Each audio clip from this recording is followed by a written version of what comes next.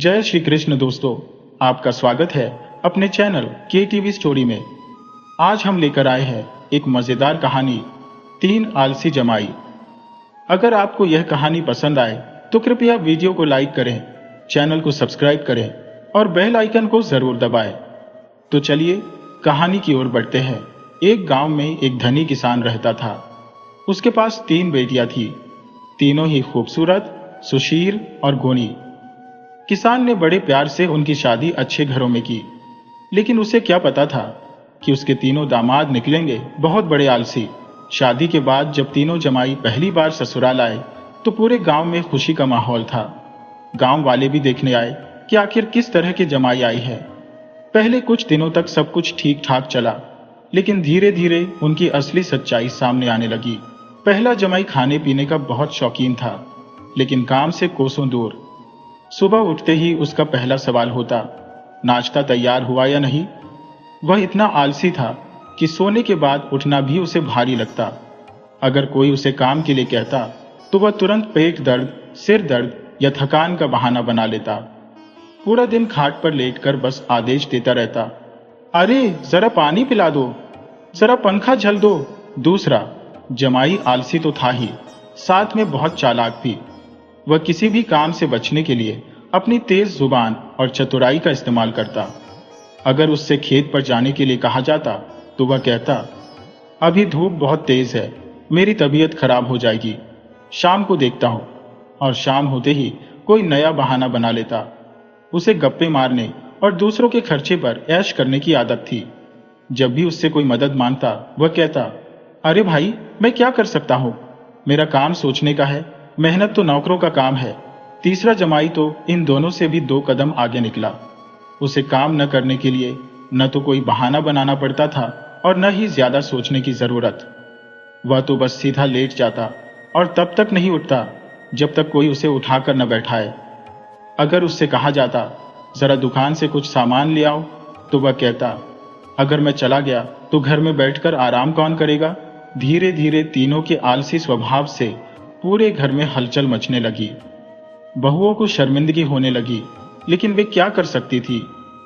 वे अपने पतियों को समझाने की कोशिश करती, लेकिन उनकी एक ही जवाब होता, तुम्हारे पिताजी ने ही हमें पसंद किया था, अब भुगतो। एक दिन किसान ने तीनों जमाइयों को बुलाया और कहा, अब तो शादी को कई महीने हो गए, अब समय आ गया है कि तुम लोग भी कुछ जिम्मेदारी संभालो।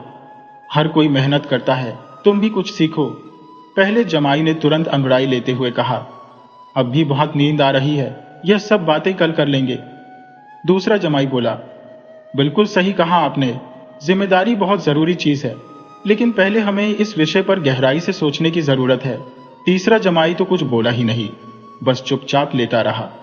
किसान को अब समझ आ गया था कि इन तीनों के लिए सीधी बातों से कुछ हासिल नहीं होने वाला। वह मन ही मन एक योजना बनाने लगा जिससे इन तीनों को सबक सिखाया जा सके। लेकिन वह योजना क्या थी, और क्या तीनों जमाइयों को आलस से छोड़ने पर मजबूर किया जा सकेगा। किसान अब अपने जमाइयों की असलियत पहचान चुका था।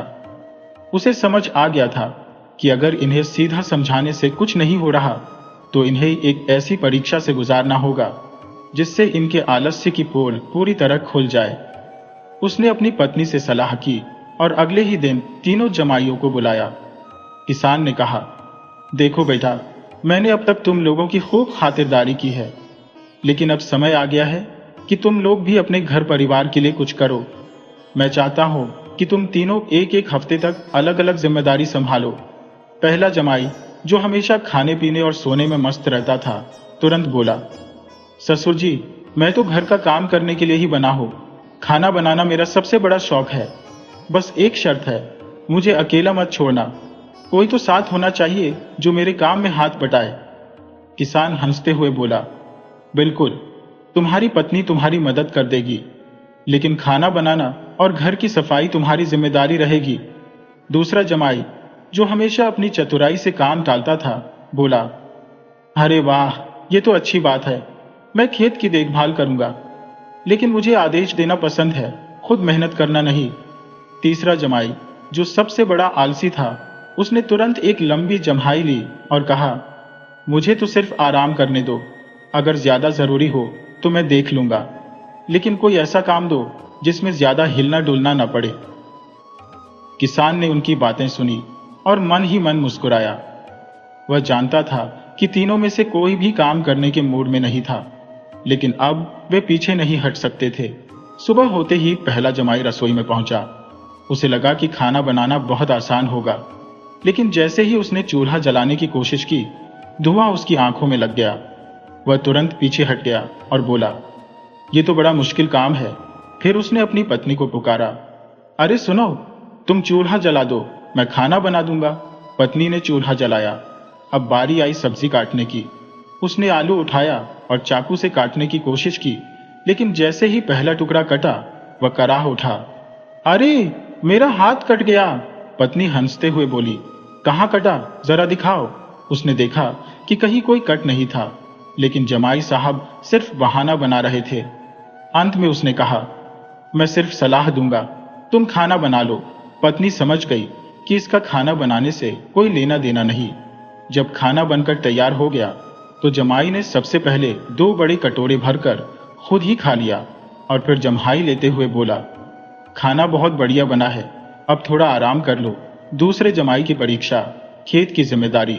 अब बारी थी दूसरे जमाई की, जिसे खेत की जिम्मेदारी दी गई थी।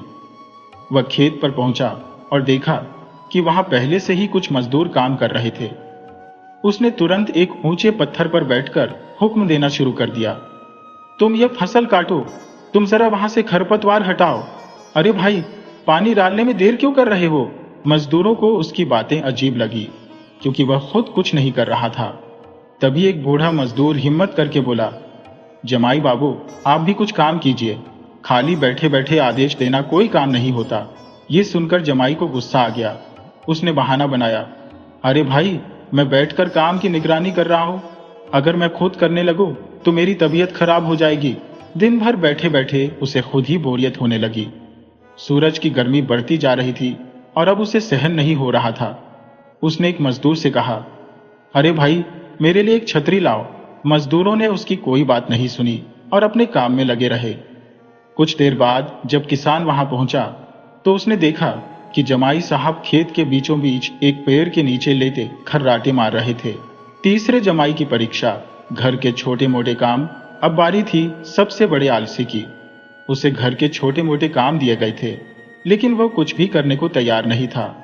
उसकी पत्नी ने कहा, जरा बाहर से लकड़ियां उठा लाओ, चूल्हा जलाना है। जमाई ने खाट पर लेटे लेटे जवाब दिया, अगर मैं लकड़ियां उठाने चला गया तो खाट पर आराम कौन करेगा? पत्नी ने गुस्से से कहा, कम से कम पानी तो भर लाओ, कुआं ज्यादा दूर नहीं है। उसने करवट बदलते हुए जवाब दिया, अगर मैं पानी भरने चला गया तो तुम्हें मेरे बिना अकेलापन नहीं लगेगा? उसकी पत्नी सिर पकड़कर बैठ गई। आखिर में उसने सिर्फ एक काम करने की सोची। जमाई के पास आकर उसका तकिया खींच लिया और बोली, कम से कम अपना तकिया तो खुद ही उठा लो। लेकिन जमाई ने धीरे से आंखें खोली और कहा, तकिया उठाने का भी समय नहीं है, अभी सोने दो। किसान को यह सब देखकर हंसी भी आ रही थी और गुस्सा भी। उसने तीनों जमाइयों की असलियत देख ली थी। अब समय आ गया था कि उन्हें उनके आलस्य का असली फल मिल सके। उसने अपनी पत्नी से कहा, अब इनकी असली परीक्षा होगी। जब इन्हें भूख लगेगी और आराम का साधन छीन जाएगा, तभी इन्हें मेहनत का असली महत्व समझ आएगा। आखिर किसान क्या योजना बना रहा था और क्या तीनों जमाइयों को सबक मिलेगा? किसान ने अपनी योजना पर काम शुरू किया। उसने सोचा कि इन तीनों आलसी जमाइयों को एक साथ ही एक बड़ी चुनौती दी जाए, ताकि वे अपनी आलसी आदतों से बाहर निकले। उसने अपनी पत्नी को बुलाया और कहा, अब इन तीनों को सबक सिखाना जरूरी है। उन्हें एहसास दिलाना होगा कि आराम करने से जीवन में कोई सफलता नहीं मिलती। अगले दिन किसान ने तीनों जमाइयों को बुलाकर कहा, तुम्हें कुछ समय के लिए हमारे खेतों में काम करना होगा। तुम्हें फसल की कटाई करनी है, लेकिन इस बार हम तुम्हारे काम को बहुत दिलचस्प बना देंगे। तीनों जमाइयों ने बिना ज्यादा सोचे समझे हामी भर दी। उन्हें लगा कि किसान फिर से कोई हल्का फुल्का काम की बात कर रहा होगा, लेकिन किसान ने जो योजना बनाई थी वह कुछ और थी। किसान ने एक बड़ी सी तालाब की ओर इशारा किया, जिसमें अनगिनत मच्छर और कीड़े थे। वह बोला, तुम तीनों को सुबह सुबह इस तालाब से पानी निकालना होगा, फिर उसे खेतों में डालना होगा। इसके बाद तुम खेतों की सफाई करोगे और फसल को काटोगे। तीनों ने बिना किसी हिचकिचाहट के काम शुरू कर दिया। लेकिन जैसे ही तालाब के पास पहुंचे, पहले जमाई ने कहा, यह तो बहुत गंदा है, मैं यह काम नहीं कर सकता। दूसरे जमाई ने झिड़कते हुए कहा, यार मच्छर काटेंगे, हम तो यहां मर ही जाएंगे। तीसरे जमाई ने तो शिकायत करनी शुरू कर दी, ये काम तो बिल्कुल भी नहीं कर सकते, मैं तो चला ही नहीं सकता। किसान मुस्कुराया और बोला, अगर तुम इसे नहीं कर सकते तो कोई और तरीका अपनाओ, लेकिन काम तो तुम ही करना होगा, ये मेरा आदेश है। तीनों ने सोचा कि कोई तरीका निकलता है जिससे बचा जा सके। पहले जमाई ने सोचा कि अगर वह थोड़ी देर काम करने का नाटक करेगा तो शायद किसान को पसीना आ जाएगा और वह उसे छोड़ देगा। वह झील के पास जाकर पानी के किनारे खड़ा हो गया और बहाने बनाने लगा, मुझे तो बहुत थकावट हो रही है, मुझे तो प्यास लगी है, कोई पानी लाओ। दूसरे जमाई ने चालाकी दिखाने की सोची। वह तालाब से पानी भरने के बजाय उसके पास खड़ा होकर मच्छरों से लड़ता रहा और कभी कभी पानी में हाथ डालता ताकि यह लगे कि वह काम कर रहा है। वह सोचता, मैं बहुत मेहनत कर रहा हूं, किसान को दिखाने के लिए कि मैं काम कर रहा हूं। तीसरे जमाई ने तो सीधे बहाना बना दिया। उसने कहा, मैं तो बहुत गंदा हो जाऊंगा, इसमें कीड़े भी हैं और मुझे तो यह काम किसी और को करने देना चाहिए। किसान ने सबकी गतिविधियों को देखा और चुपचाप उन्हें अपना खेल खेलने दिया। उसने सोचा, इन्हें सिर्फ काम का असल मतलब समझाना होगा। इन्हें महसूस नहीं हो रहा है कि काम के बिना जीवन असंभव है। अगले दिन किसान ने फिर से उन्हें बुलाया और बोला, अब तुम सबको और एक काम सौंपता हो। तुम्हें अगले 7 दिनों तक बिना किसी बहाने के खेतों में काम करना होगा। जो सबसे अच्छा काम करेगा वही अपनी आलसी आदतें छोड़ने में सबसे पहले सफल होगा। तीनों जमाई सोचने लगे कि क्या होगा इस बार। पहले जमाई ने सोचा, अगर मैंने इस बार सच में काम किया तो शायद मुझे थोड़ी राहत मिल जाए। दूसरे जमाई ने मन में सोचा, किसान ने हमें एक मौका दिया है और मुझे इसे गंवाना नहीं चाहिए। तीसरे जमाई ने अपनी आदत से उबरने का निर्णय लिया, अब या तो काम करूंगा या फिर हमेशा के लिए आलसी रहकर सब कुछ खो दूंगा। इसी तरह से किसान ने इन तीनों को समझाने की योजना बनाई थी और अब उन्हें असली मेहनत का एहसास होने लगा था। तीनों ने यह तय किया कि उन्हें आलसीपन से बाहर निकलना होगा, वरना जीवन में कभी कोई सच्ची सफलता नहीं मिल सकती। क्या वे तीनों अपने आलसीपन से बाहर निकलने में कामयाब हो पाएंगे? क्या किसान की योजना सफल होगी? 3 आलसी जमाइयों के लिए अब दिन शुरू होने से पहले एक नया एहसास था। किसान ने जो चुनौती दी थी वह उन्हें कहीं ना कहीं सोचने पर मजबूर कर रही थी। पहले जमाई, जो हमेशा दूसरों से काम करवाने में माहिर था, अब खुद अपने आप को काम करने के लिए प्रेरित करने की कोशिश कर रहा था। उसने सोचा, अगर मुझे मेहनत करनी ही है तो कम से कम थोड़ी राहत तो मिलेगी। दूसरे जमाई ने भी अपनी स्थिति का जायजा लिया। वह खुद को समझाने लगा, मेहनत ही सब कुछ है। अगर मैं इसे सही तरीके से करूंगा तो किसान की नजर में मेरी इज्जत बढ़ेगी और मुझे अपने घर परिवार के लिए कुछ अच्छा करने का मौका मिलेगा। तीसरे जमाई, जिसे हमेशा सोने और आराम करने की आदत थी, अब पहले से ज्यादा संजीदा नजर आने लगा। उसने सोचा, अगर मैं यह मौका गंवाऊंगा तो मुझे कभी भी आत्मसम्मान नहीं मिलेगा। मुझे भी मेहनत करने का वक्त आ चुका है। तीनों जमाइयों ने किसान से कहा कि वे इस बार अपनी पूरी कोशिश करेंगे, लेकिन वह बिना काम किए किसी तरह से छुटकारा पाने की कोशिश नहीं करेंगे। किसान ने उन्हें कोई जवाब नहीं दिया, लेकिन उसकी आंखों में एक गहरी समझ थी। उसे मालूम था कि अब तीनों का आलस्य धीरे धीरे दूर हो रहा है और ये सब उन्हीं की खुद की मेहनत पर निर्भर था। दिन भर में तीनों जमाइयों ने खेती के काम में पूरी ताकत लगा दी। पहले जमाई ने खेतों में घास और खरपतवार उखाड़ने की शुरुआत की। हालांकि उसे शुरुआत में कठिनाई हुई, लेकिन जैसे जैसे वह आगे बढ़ता गया, उसने महसूस किया कि काम करने से उसके शरीर में ऊर्जा आ रही है। वह थक गया, लेकिन संतुष्ट भी था। दूसरे जमाई ने भी खेत में काम करना शुरू किया। वह पहले तो आलस्य में काम करता रहा, लेकिन फिर उसने अपने काम की गति बढ़ा दी। उसे समझ में आने लगा कि बिना मेहनत के किसी काम में सफलता नहीं मिलती। उसे अब यह एहसास हो चुका था कि काम जितना कठिन होता है उतनी ही संतुष्टि मिलती है सर। तीसरे जमाई ने तो पहले दिन में ही सच्ची मेहनत शुरू कर दी। वह सिर्फ आलस्य छोड़ने की कोशिश नहीं कर रहा था, बल्कि वह सच्चे दिल से काम कर रहा था। उसके मन में यह ख्याल आया कि अगर मैं आज मेहनत करूंगा तो भविष्य में यह मेहनत मुझे ज्यादा अच्छा जीवन देगी। दिन के अंत में किसान ने सबको बुलाया और पूछा, कैसा रहा काम? पहले जमाई ने हिम्मत से कहा, मैंने पहले की तरह ढीला काम नहीं किया ससुर जी। अब मुझे यह समझ में आ गया है कि मेहनत से जीवन में हर चीज की अहमियत होती है। दूसरे जमाई ने कहा, सच्ची मेहनत करना कितना मुश्किल है, लेकिन अब मुझे समझ में आया कि काम करने से न केवल शरीर मजबूत होता है बल्कि आत्मसम्मान भी बढ़ता है। तीसरे जमाई ने मुस्कुराते हुए कहा, सच कहूं तो मैंने आज जो किया वह पहले कभी नहीं किया था। अब मुझे एहसास हो रहा है कि आलस्य से कोई फायदा नहीं होता। किसान ने सुकून से मुस्कुराते हुए कहा, देखो बेटा, यह सब तुम्हारी मेहनत का फल है। अब तुम सबको यह समझ में आ गया है कि आलस्य से न केवल खुद का समय बर्बाद होता है बल्कि दूसरों का भी। मेहनत ही इंसान की असली पहचान है। तीनों जमाइयों को अब अपने आलस्य की गलती का एहसास हो चुका था। अब उन्हें समझ में आ चुका था कि जो काम किया जाता है वही असली सफलता की कुंजी बनता है। उनके दिल में अब एक नया विश्वास था और वे खुद को एक बेहतर इंसान बनाने की कोशिश करने लगे थे। किसान ने अपनी योजना पूरी की थी और वह जानता था कि यह बदलाव सिर्फ उन्हीं तीनों के लिए नहीं बल्कि उनके पूरे परिवार के लिए एक नया मोड़ साबित होगा। अब वह दिन दूर नहीं था जब वे अपना आलस्य छोड़कर सच्चे मेहनत करने वाले इंसान बनेंगे।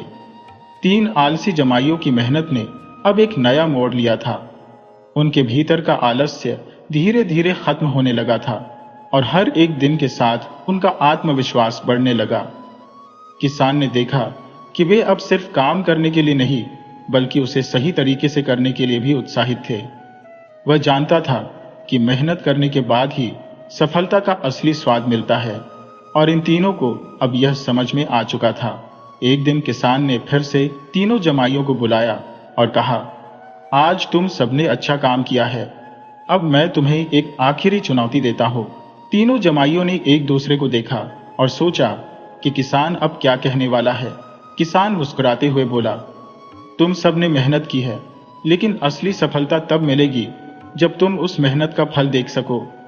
तुम्हें अब अगले 1 महीने तक बिना किसी बहाने के खेतों में काम करना होगा और इस बार तुम सबको एक ही काम करना होगा, सर्दियों के मौसम में मक्का बोना।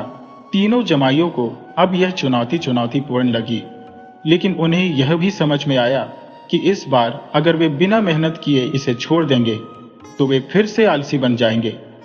उन्होंने अपने मन में ठान लिया कि अब आलस्य छोड़कर पूरी ताकत से काम करेंगे। पहले जमाई ने अपनी मेहनत पर भरोसा जताया। उसने मक्का बोने के लिए पूरी मेहनत से काम शुरू किया और जैसे जैसे काम बढ़ा वो पाता गया कि काम की कठिनाइयां खुद को चुनौती देती है। उसने सोचा, अब मुझे अपनी मेहनत पर भरोसा करना है, सिर्फ इसलिए नहीं कि मुझे इसका फल मिलेगा बल्कि इसलिए कि इस मेहनत से मेरा आत्मसम्मान बढ़ेगा। दूसरे जमाई ने भी इसी प्रकार से काम में मन लगाया। उसे एहसास हो गया था कि मेहनत करने में जो संतुष्टि मिलती है वह आलस्य में नहीं मिल सकती।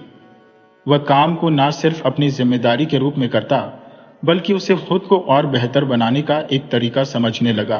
तीसरे जमाई ने, जो पहले सबसे आलसी था, अब खुद में बदलाव महसूस किया। अब वह भी पूरे मन से काम करता था।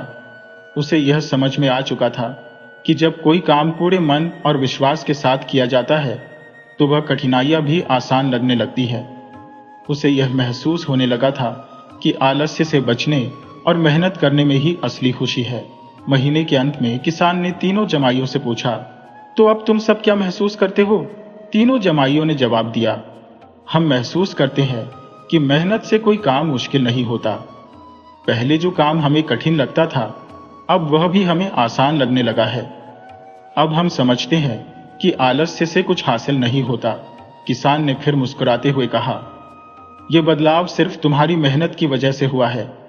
अब तुम जानते हो कि आलस्य को छोड़कर क्या हासिल किया जा सकता है। मेहनत करने से ना सिर्फ तुम अच्छे इंसान बनते हो बल्कि तुम्हारे जीवन में वास्तविक सफलता भी आती है। अब तुम्हारा परिवार भी तुम्हारे इस बदलाव को महसूस करेगा और तुम्हारी इज्जत करेगा। तीनों जमाइयों ने किसान का आभार व्यक्त किया और वह दिन उनके जीवन का एक अहम मोड़ बन गया। अब वे ना सिर्फ अपने कामों में बल्कि अपने जीवन में भी जिम्मेदारी और मेहनत को महत्व देने लगे थे। वे समझ गए थे कि आलस्य छोड़ने से न केवल वे खुद का विकास कर सकते हैं बल्कि अपने परिवार को भी एक अच्छा उदाहरण दे सकते हैं। अब किसान को विश्वास था कि उसका उद्देश्य पूरा हो गया था। उसने तीनों को अपने जीवन में सकारात्मक बदलाव लाने का एक मौका दिया था और वे अब अपने आत्मविश्वास और मेहनत के साथ जीवन को एक नई दिशा में ले जाने के लिए तैयार थे।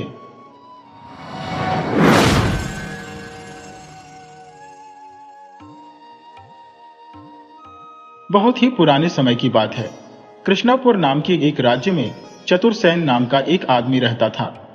चतुरसेन खेती किसानी करके अपना पेट पालता था। चतुरसेन के परिवार में सिर्फ उसकी पत्नी चमेली ही थी। इसके अलावा चतुरसेन के पास एक बहुत ही हट्टी कट्टी भैंस भी थी। वह भैंस चतुरसेन को अपनी पत्नी चमेली से भी ज्यादा प्यारी थी। चतुरसेन सुबह शाम उसे घास डालता, जल्दी उठकर सबसे पहले अपनी भैंस को नहलाता धुलाता और उसे चारा खिलाता। इसके बाद वह खेतों में काम करने के लिए निकल जाता। दोपहर के समय उसकी पत्नी खेतों में ही उसे खाना देकर आती। शाम ढलने पर जब चतुरसेन अपने घर वापस आता तो सबसे पहले वह सीधा अपनी प्यारी भैंस के पास जाता, उसे चारा खिलाता और फिर उसका दूध निकालता। चतुरसेन की भैंस सुबह शाम 5-5 सेर दूध दिया करती थी। इसी कारण उसके घर में दूध, घी और मक्खन की कोई कमी नहीं थी। वह अपनी प्यारी भैंस का बहुत ही ख्याल रखता था। जब भी चतुरसेन घर पर होता तो उसका अधिकतर समय अपनी प्यारी भैंस के पास ही गुजरता। उसकी भैंस भी उसे खूब अच्छी तरह से पहचानती थी। जब भी चतुरसेन उसके पास आता तो वह बड़े ही प्यार से सिर हिलाती और गले में बंधी हुई घंटी को बजाने लगती। कभी कभी वह चतुरसेन के पैर चाटने लगती। बस यूं मान लीजिए कि वह भैंस चतुरसेन के परिवार का एक अटूट सदस्य ही थी। जब भी चतुरसेन थका हारा अपने खेतों से वापस लौटता तो अपनी भैंस को देखकर उसकी सारी थकान दूर हो जाती। पूरे कृष्णापुर में चतुरसेन और उसकी प्यारी भैंस के खूब चर्चे होते थे। लेकिन एक रात को तो गजब हो गया। रात को सोने से पहले जब चतुरसेन ने अपनी भैंस को तबेले में आखिरी बार देखा तो भैंस वहीं पर थी। परंतु सुबह उठकर जब वह अपनी भैंस को नहलाने धुलाने गया तो भैंस वहां से गायब थी। यह देखकर चतुरसेन की सांसें ऊपर की ऊपर और नीचे की नीचे रह गई। सोचने लगा, अरे कहां गई मेरी भैंस। सोचते सोचते उसका कलेजा मुंह को आने लगा था। उसने जमीन पर गड़ी हुई मजबूत खूंटी को देखा जिसमें भैंस के गले में बंधी हुई रस्सी बंधी रहती थी। खूंटी सही सलामत अपनी जगह पर थी लेकिन भैंस की रस्सी वहां पर नहीं थी। भैंस गायब थी। कुछ देर तो चतुरसेन अपने माथे पर हाथ रखे हुए वहां पर बैठा रहा।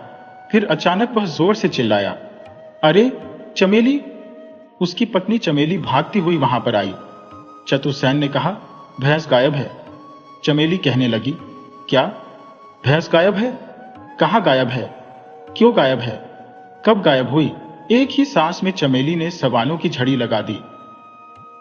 चतुर ने कहा, अरे मुझे क्या मालूम, रात को तो देखकर गया था, तब यहीं पर थी और इस खूंटी से बंधी हुई थी।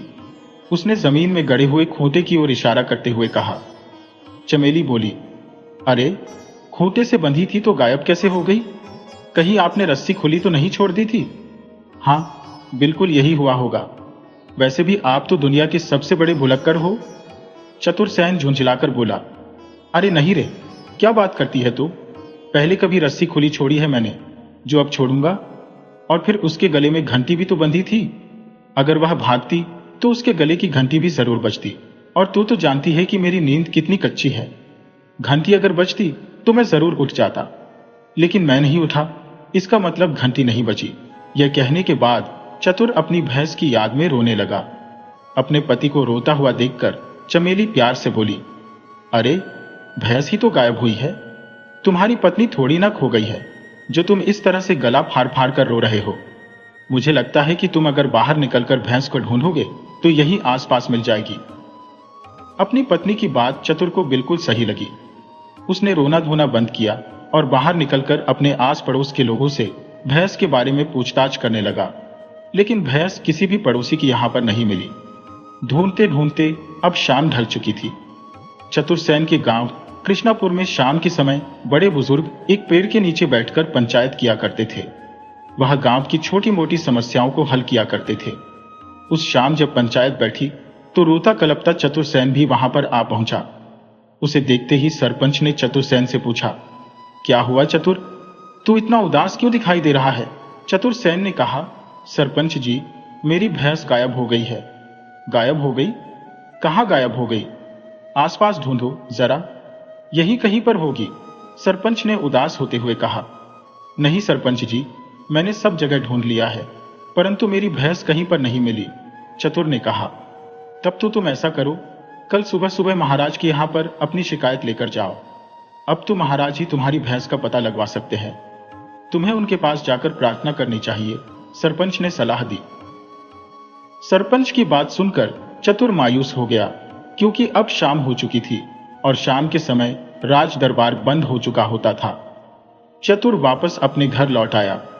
उस रात चतुरसेन को नींद नहीं आई। वह सारी रात करवटें बदलता रहा और अपनी भैंस को याद करके आंसू बहाता रहा। जैसे ही सुबह हुई, चतुरसेन महाराज के दरबार में जाने की तैयारी करने लगा। उसने गहरी नींद में सोई हुई अपनी पत्नी चमेली को उठाया और कहने लगा, तू भी जल्दी से अच्छे कपड़े पहनकर तैयार हो जा, भाग्यवान, राजा के दरबार में चलना है। पत्नी कहने लगी, अरे तुम भी हद करते हो, मैं भला वहां जाकर क्या करूंगी? महाराज को क्या मेरी सुंदरता दिखानी है? चतुरसेन कहने लगा, अरे तू भी पगली है, तुमसे कहीं ज्यादा सुंदर लड़कियां राजमहल में भरी पड़ी है। महारानी जी की सेवा करने वाली दासियां भी तुझसे कहीं अधिक सुंदर होंगी। तुझे तो मैं इसलिए चलने को कह रहा हूं क्योंकि तेरा भाई सुंदरलाल महाराज के शाही तबेले में काम करता है। अगर वहां किसी तरह की कोई सिफारिश की जरूरत पड़ी तो तेरा वहां पर होना बहुत ही काम आएगा। चमेली ने लाख मना किया, परंतु चतुर नहीं माना। आखिरकार चमेली को भी तैयार होकर राज दरबार में जाना पड़ा। सुबह सुबह दरबार शुरू ही हुआ था कि चतुरसेन अपनी पत्नी के साथ रोता पीटता वहां पर आ गया। वह महाराज के सामने हाजिर हुआ तो कृष्णपुरा के महाराज कृष्णदास कहने लगे, अरे भाई, तुम कौन हो? रोते पीटते यहां पर क्यों आए हो? तुम्हारी क्या समस्या है? महाराज के पूछने पर चतुरसेन ने अपनी भैंस के गायब होने की पूरी कहानी उन्हें कह सुनाई। महाराज ने सवाल किया, क्या तुमने अपने आस पड़ोस में अपनी भैंस को ढूंढा? चतुरसेन कहने लगा, जी महाराज, मैंने अपने आस पड़ोस में भी तलाश किया, लेकिन मेरी भैंस कहीं पर नहीं मिली। मुझे तो लगता है कि कृष्णापुर का कोई चोर उसे चुरा कर ले गया। महाराज ने गरज कर कहा, यह संभव नहीं हो सकता। तुम्हारी भैंस कृष्णापुर के बाहर तो कभी जा ही नहीं सकती, क्योंकि कृष्णापुर की सारी सीमाएं हमने बंद कर रखी हैं। आजकल कृष्णापुर की सीमाओं से लगने वाले जंगल में एक शेर का बड़ा ही आतंक है। इस शेर को मारने के लिए हमने कृष्णापुर की सीमाओं पर हर तरफ बहादुर सैनिकों को तैनात कर दिया है। तुम्हारी भैंस खूंटे से छूटकर भाग गई हो या किसी ने चोरी की हो, वह कृष्णापुर से बाहर नहीं जा सकती। तुम एक काम करो, हम अपने 2 सैनिक तुम्हारे साथ भेजते हैं। उनके साथ कृष्णापुर के उन सभी लोगों के घर जाओ जिन्होंने भैंसें पाल रखी है। वहां जाकर अपनी भैंस को तलाश करो। मेरा विचार है कि पूरे कृष्णापुर में ऐसे 100 से ज्यादा घर नहीं होंगे। अगर शाम तक तुम्हारी भैंस मिल जाए तो ठीक, वरना तुम कल फिर दरबार में हाजिर होना। हम तुम्हारी समस्या का कोई और समाधान ढूंढेंगे। चतुरसेन बड़े ही दुखी मन से सैनिकों के साथ घर घर जाकर अपनी भैंस ढूंढने लगा, लेकिन उसकी भैंस का कोई अता पता नहीं चला। अब शाम भी हो चुकी थी और चतुरसेन भी थक चुका था, इसीलिए उसने सैनिकों को वापस जाने के लिए कह दिया। चतुरसेन भी अपने घर वापस लौट आया। आज की रात भी चतुरसेन को नींद नहीं आई। वह बस करवटें ही बदलता रहा। अगली सुबह होते ही वह सबसे पहले अपनी पत्नी के साथ राज दरबार में पहुंच गया। उसे देखते ही महाराज ने पूछा, तुमने कृष्णापुर के सभी भैंस पालने वालों के यहां पर अपनी भैंस की तलाश की? हाँ महाराज, मैंने सभी जगह तलाश किया, परंतु कहीं भी मेरी भैंस नहीं मिली। महाराज ने पूछा, अच्छा, जरा बताओगे कि तुम्हारी भैंस कैसी है? महाराज, मेरी भैंस बहुत ही सुंदर है, मेरी पत्नी से भी ज्यादा सुंदर। वह बहुत ही हट्टी कट्टी और तंदुरुस्त है। उसके गले में एक सुंदर सी घंटी भी बंधी है। यह सुनकर महाराज बुदबुदा हुए। क्या घंटी भी बंधी थी? चतुर ने कहा, जी महाराज। अच्छा, तो ठीक है। अगर तुमने कृष्णापुर के सभी तबेलों में अपनी भैंस को खोज लिया है और तुम्हें अपनी भैंस नहीं मिली तो तुम ऐसा करो, आखिरी तबेले राजा के तबेले में भी एक नजर मार लो। हमारे तबेले की भैंस दिखाने के लिए हम खुद तुम्हारे साथ चलेंगे। इसके बाद महाराज चतुरसेन और उसकी पत्नी को लेकर अपने शाही तबेले में पहुंच गए। वहां पहुंचने पर चतुर का साला यानी चमेली का भाई सुंदरलाल एक भैंस को नहला रहा था। वह भैंस बहुत ही उछल कूद मचा रही थी। चतुरसेन उस उछल कूद मचाती हुई भैंस को देखकर जोर से चिल्लाया, महाराज, यही है मेरी भैंस। महाराज ने चतुरसेन को गुस्से भरी नजर से देखा और कहने लगे, तुम हम पर चोरी का इल्जाम लगा रहे हो? चतुर बड़ी ही विनम्रता से हाथ जोड़कर कहने लगा, नहीं महाराज, लेकिन मेरी भैंस तो यही है।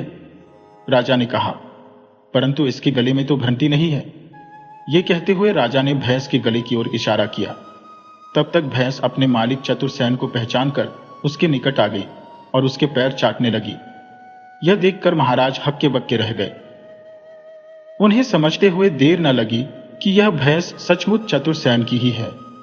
तब राजा ने गुस्से से शाही तबेले में काम करने वाले और सभी भैंसों की देखभाल करने वाले सुंदरलाल को अपने पास बुलाया और गरजते हुए पूछा, सुंदरलाल, यह भैंस शाही तबेले में कैसे आ गई? महाराज का क्रोध देखकर सुंदरलाल के मानो तोते उड़ गए थे। उसने घबराकर और बड़ी ही दीनता से अपनी बहन चमेली की ओर देखा। जब चमेली को यह लगा कि उसका भाई अब फंस जाएगा और महाराज उसे कोई कठोर दंड दे देंगे, तो वह एकदम से महाराज के पैरों में गिर पड़ी और बिलक बिलक कर कहने लगी, महाराज, मेरे विवाह को 3 साल हो गए हैं, लेकिन चतुरसेन ने मेरे प्रति कभी भी कोई जिम्मेदारी नहीं निभाई है। यह तो सुबह, शाम, रात, दिन अपनी भैंस की सेवा में ही लगे रहते हैं। दिन भर यह खेतों में काम करते हैं। मैं तो सिर्फ इनके लिए खाना पकाने, कपड़े धोने और बर्तन मांजने वाली नौकरानी बनकर रह गई हूं। मेरे पति के पास मुझसे 2 प्यार के बोल बोलने के लिए समय ही नहीं है। जब इनके तबेले से यह भैंस गायब हुई, तब जाकर इन्होंने मुझसे कोई बात की है। महाराज, मैं अपना अपराध स्वीकार करती हूँ। मैंने ही इस भैंस को अपने तबेले में से रात के समय उसके गले में से घंटी निकालकर अपने भाई सुंदरलाल को थमा दी थी और उससे कहा था कि इसे महाराज के तबेले में बांध दो, क्योंकि मुझे पक्का यकीन था कि चतुरसेन सारी दुनिया में भैंस को तलाश कर लेगा, परंतु राजा के तबेले में भैंस को तलाशने का विचार उसके मन में कभी नहीं आएगा। परंतु आप जैसा न्यायप्रिय राजा तो चतुरसेन को अपने शाही तबेले में भी ले आया। अब मैं क्या करती महाराज? यह भैंस तो मेरे लिए एक सौतन से कम नहीं थी और इससे छुटकारा पाने का बस एक यही रास्ता था, लेकिन मैं अपनी कोशिश में असफल रही। मैं अपने इस अपराध को स्वीकार करती हूँ, किंतु आपसे क्षमा मांगती हूँ। मुझ पर दया कीजिए महाराज, और मेरे पति को समझाइए कि विवाह के बाद पति को अपनी पत्नी के प्रति सभी जिम्मेदारियों को पूरा करना चाहिए, क्योंकि वह अपना मायका, सहेलियां, परिवार सब कुछ छोड़कर उसके पास आई है। उसे अपनी पत्नी को सुखी रखना चाहिए, घर के कामों में उसका सहयोग करना चाहिए, न कि अपने आप में मस्त होकर पत्नी को भुला देना चाहिए। मैं अपने घर पर भी सभी काम करती थी, साथ ही साथ अपनी गाय भैंसों का भी ख्याल रखती थी, लेकिन मेरे पति मुझे इस भैंस को हाथ भी नहीं लगाने देते। महाराज के सामने चमेली फूट फूट कर रो रही थी। महाराज को चमेली की बातें सुनकर उस पर बहुत ही दया आने लगी। महाराज ने उससे कहा, तुम दुखी मत हो चमेली, हम तुम्हारी सारी बात समझ गए हैं। हम तुम्हें कोई सजा नहीं देंगे। इसके बाद महाराज ने चतुरसेन की ओर क्रोधित होकर देखा, फिर गरज कर बोले, चतुर, तुम अपनी भैंस को एक ही शर्त पर अपने घर ले जा सकते हो। वह शर्त यह है कि तुम अपनी भैंस को अपनी मर्जी से अब हाथ भी नहीं लगा पाओगे, साथ ही अपनी पत्नी का पूरा ख्याल रखोगे। मूर्ख इंसान, ईश्वर की कृपा से तुम्हें इतना प्यार करने वाली पत्नी मिली है, जो एक पत्नी होने के सारे कर्तव्य पूरा कर रही है। वह तुम्हारा पूरा ख्याल रखती है। जब तुम्हारा परिवार बड़ा होगा तो तुम्हारी संतानों की देखभाल भी यही करेगी। चतुरसेन की समझ में अब सारी बात आ चुकी थी। वह हाथ जोड़कर महाराज से कहने लगा, जी महाराज, मैं आज से आपकी इस बात का पूरा ध्यान रखूंगा। महाराज चमेली की तरफ देखकर कहने लगे, चमेली, अब तुम्हें इस बात का ध्यान रखना है कि चतुरसेन हमारे आदेश का पालन करे। अगर इसने जरा सी भी चूक की तो तुम इसकी भैंस को कसाई को बेच देना। यह सुनकर चतुरसेन घबरा गया। नहीं नहीं महाराज, कसाई तो मेरी भैंस को काटकर बेच डालेगा। महाराज ने कहा, हाँ, तो अगर तुम अपनी भैंस को अपने घर में जीवित देखना चाहते हो तो आज से एक बात समझ लो, यह भैंस तुम्हारी नहीं बल्कि तुम्हारी पत्नी की हो गई है, क्योंकि विवाह के बाद पति की हर चीज पर पत्नी का अधिकार भी होता है। चतुरसेन गहरी सांस लेते हुए कहने लगा, ठीक है महाराज, मैं आपकी बात बिल्कुल समझ गया। आज से मैं अपनी पत्नी का पूरा ध्यान रखूंगा और इसे किसी भी तरह की कोई तकलीफ नहीं होने दूंगा। यह सुनकर चमेली बहुत ही खुश हुई। इसके बाद महाराज ने चतुरसेन को उसकी भैंस सौंप दी। पति पत्नी अपनी भैंस को लेकर वापस अपने घर आ गए। उस दिन के बाद से चतुरसेन अपनी पत्नी का पूरा ख्याल रखने लगा, जबकि चतुर की पत्नी चमेली उसकी भैंस का ख्याल रखने लगी। पति पत्नी दोनों एक सुखमय जीवन बिताने लगे। इस तरह की मजेदार कहानियां देखने के लिए चैनल को सब्सक्राइब कर लीजिए, वीडियो को लाइक कीजिए और कमेंट करना बिल्कुल मत भूलिए।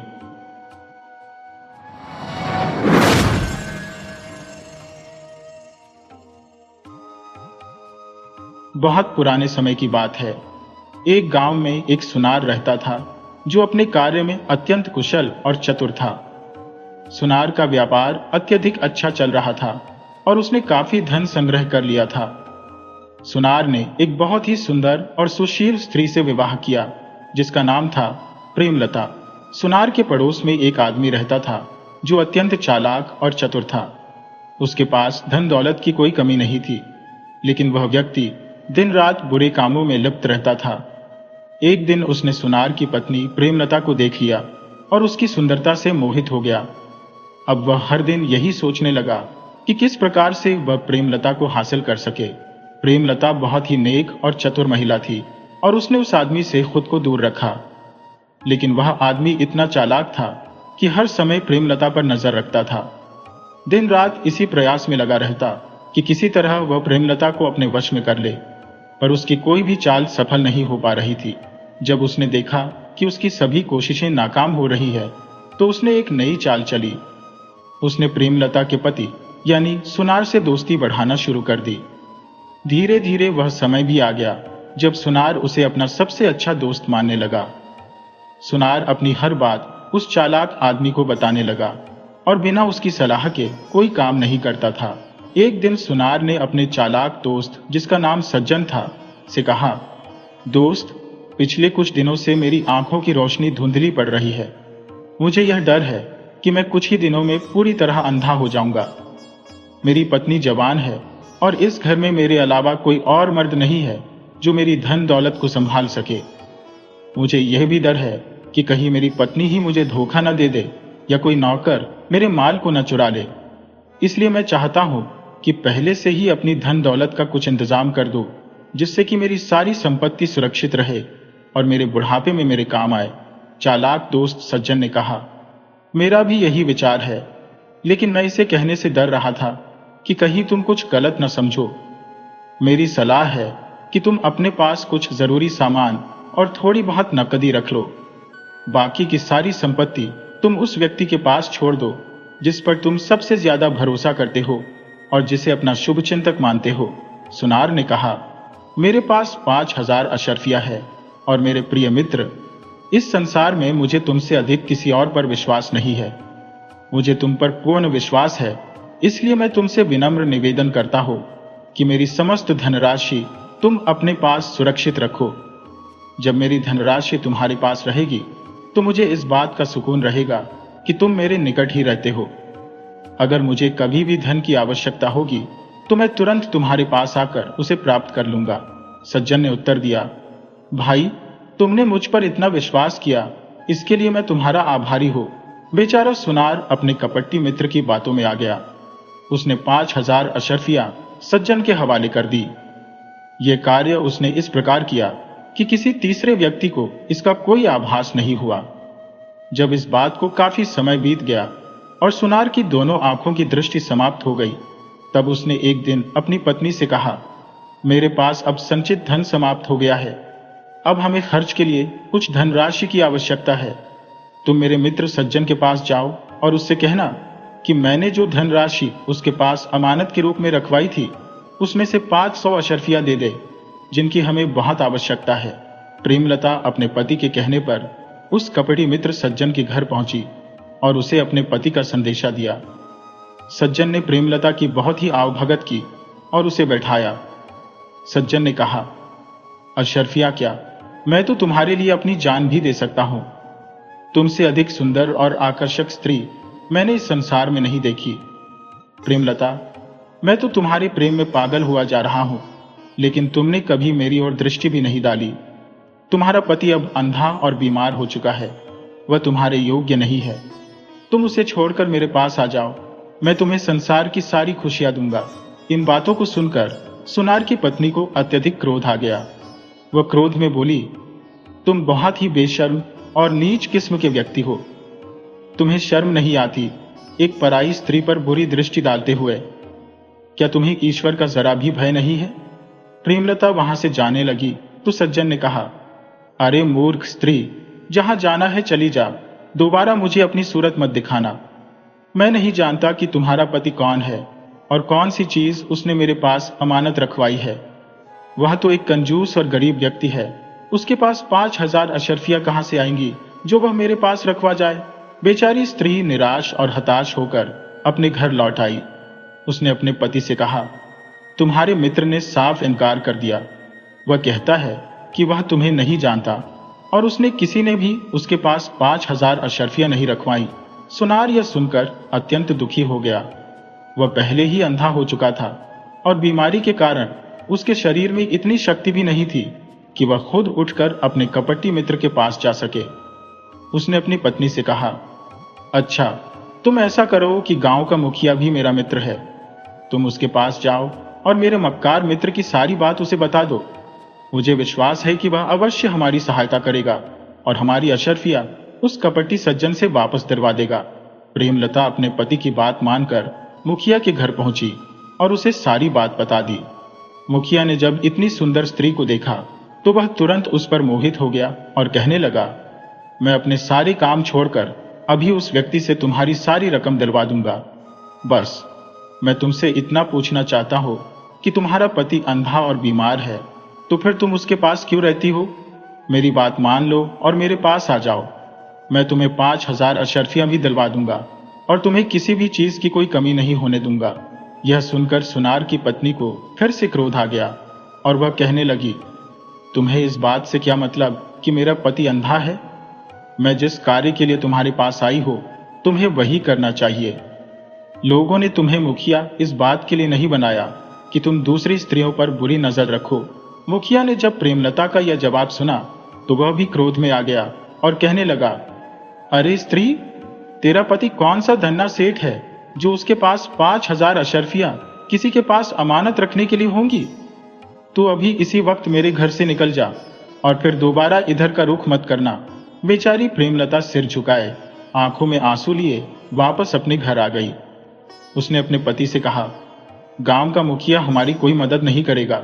यह सुनकर सुनार चुप हो गया और फिर थोड़ी देर बाद कहने लगा, तुम ऐसा करो कि नगर के कोतवाल के पास जाओ, शायद वह हमारी मदद कर सके, क्योंकि मैंने उसके लिए बहुत से आभूषण बनाए थे और वह मेरे काम से बहुत प्रसन्न भी था। सुनार की पत्नी प्रेमलता कोतवाल के पास गई और उसे भी अपनी पूरी कहानी सुना दी। कोतवाल की नीयत भी प्रेमलता की सुंदरता देखकर डगमगा गई। सारी बात सुनकर वह कहने लगा, तुम दिल छोटा मत करो, ये कौन सी बड़ी बात है। मैं अभी के अभी उस कपटी आदमी से तुम्हारी अशरफियां वापस दिलवा दूंगा। लेकिन एक बात तो बताओ, तुम्हारा पति अंधा और बीमार है, तो फिर तुम उसके पास क्यों रहती हो? भगवान ने तुम्हें इतना सुंदर बनाया है, तुम किसी को भी अपना गुलाम बना सकती हो। तुम्हारी सुंदरता देखकर मेरे होश हवास गुम हो गए हैं। प्रेमलता यह सुनकर कहने लगी, कोतवाल साहब, आप जरा अपने ओहदे का तो ख्याल कीजिए। क्या आपके घर में बहन बेटियां नहीं है? यह सुनकर कोतवाल गुस्से में आ गया और कहने लगा, अरे औरत, तू क्या फिजूल की बातें करती है? तुझे मालूम नहीं मैं कौन हूं? चल निकल यहां से, खबरदार जो दोबारा कभी यहां पर आई तो। प्रेमलता बेचारी मन ही मन में कोतवाल को भला बुरा कहती हुई अपने घर वापस लौट आई। अपने पति से कहने लगी, तुम बेवजह ही मेरी बेइज्जती करवा रहे हो। इस दुनिया में अब किसी के मन में भी ईमान नहीं रहा, इंसाफ नहीं रहा। सुनार को यह सुनकर बड़ा ही दुख हुआ और वह कहने लगा, तुम एक बार नगर के न्यायाधिकारी के पास जाओ, मुझे पूरी उम्मीद है कि वह तुम्हारी सहायता जरूर करेगा। प्रेमलता कहने लगी, मुझे तुम्हारी बात मानने में कोई आपत्ति नहीं है, लेकिन मुझे नहीं लगता कि वहां पर भी मेरी कोई बात सुनी जाएगी। लेकिन तुम कहते हो तो मैं यह भी करके देख लेती हूँ। प्रेमलता जब न्यायाधिकारी के पास पहुंची तो उसकी सुंदरता देखकर न्यायाधिकारी भी उस पर मोहित हो गया। तुम्हारा नाम क्या है? मेरे पास किस काम से आई हो? प्रेमलता ने अपनी सारी कहानी न्यायाधिकारी को बता दी। उसकी बात सुनकर न्यायाधिकारी कहने लगा, मैं तो तुम जैसी औरत का गुलाम बनने को भी तैयार हो। तुम कहो तो अभी के अभी उस आदमी से तुम्हारी अशरफिया दिलवा दो, लेकिन तुम मेरी एक बात मान लो, आज की रात तुम यहीं पर रुक जाओ। सुनार की पत्नी ने जब यह बात सुनी तो चिल्ला चिल्ला कर न्यायाधिकारी को गालियां देने लगी। इसके बाद वह अपने घर वापस आ गई। रोते हुए वह अपने पति से कहने लगी, इस दुनिया में इंसाफ नाम की कोई चीज नहीं बची है। अब हमें कहीं से भी इंसाफ नहीं मिलेगा। तुम अपनी 5,000 अशरफियां बस भूल ही जाओ और किसी तरीके से मेहनत मजदूरी करके पेट पालने का इंतजाम करो। सुनार बेचारा अपनी आंखों में आंसू भर लाया और कहने लगा, मैंने अपनी सारी जिंदगी की मेहनत करके 5,000 अशरफियां इकट्ठी की थी कि बुढ़ापे में मेरी जिंदगी आराम से गुजरेगी। अब जब मेरी सारी मेहनत की कमाई डूब गई है तो मैं भी जिंदा रहकर क्या करूंगा। मेरी तो ईश्वर से यह प्रार्थना है कि वह जल्द से जल्द मुझे इस दुनिया से उठा ले। प्रेमलता ने जब अपने पति की यह दुर्दशा देखी तो उसका हृदय वेदना से भर गया। वह अपने पति से कहने लगी, अगर ईश्वर ने चाहा तो मैं तुम्हारे उस कपटी मित्र, मुखिया, कोतवाल और न्यायाधिकारी से ऐसा प्रतिशोध लूंगी कि वे जीवन भर याद रखेंगे। तुम चिंता मत करो, मैंने एक ऐसी योजना बना ली है। इसके बाद सुनार की पत्नी बाजार गई और एक संदूक बनाने वाले से कहा, मुझे 3 विशाल संदूक बना दो। संदूक इतने बड़े होने चाहिए कि उनमें आदमी आराम से बैठ सके। संदूक वाले ने कहा, ठीक है, शाम तक मैं ऐसे संदूक बना दूंगा। घर वापस आकर प्रेमलता ने अपनी नौकरानी को आदेश दिया कि पूरे घर की अच्छी तरह सफाई कर दी जाए और साथ ही लजीज व्यंजन भी बनाए जाए। शाम होते होते संदूक तैयार हो गए और सुनार की पत्नी के घर पहुंचा दिए गए।